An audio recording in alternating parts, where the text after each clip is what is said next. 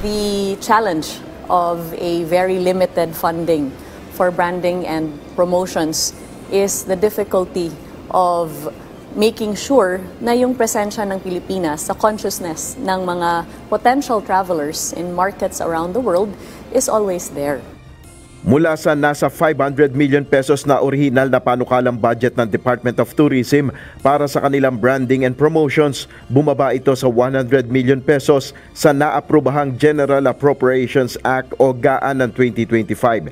Dahil sa limitadong budget, ayon kay Tourism Secretary Cristina Garcia Frasco, malaking hamon ito sa kanila na mapanatili at mapalakas ang kanilang kampanya na makahikayat ng mas marami pang turista mula sa ibang mga bansa.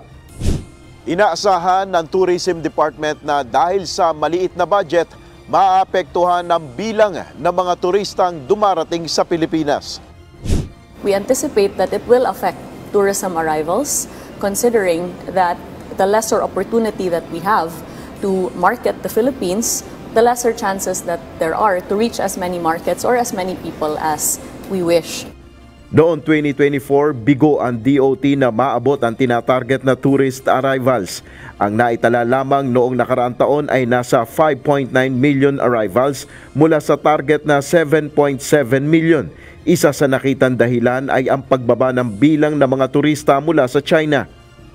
Geopolitics would ultimately seep into arrivals from China, considering that the electronic visas for the Chinese market were suspended.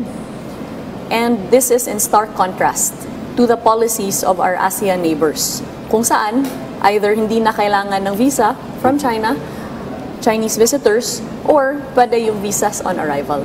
So napakalaking challenge nito kasi originally yung pinroject namin ay upwards to 2 million yung dadating na Chinese tourists. Yung dumating lang by the end of 2024 was a little over 300,000. Sa kabila naman nito, naitala ang all-time high tourism revenue noong 2024 na umabot sa 760.5 billion pesos. Tiniyak ni Secretary Frasco na kahit natapyasan sila ng budget ay patuloy silang magsisikap na maikampanya ang mga tourist destination ng Pilipinas sa pamamagitan ng Love the Philippines campaign. Nel Maribuhok, UNTV News and Rescue, Diyos ang aming sandigan, serbisyo publiko ang aming pinahalagahan.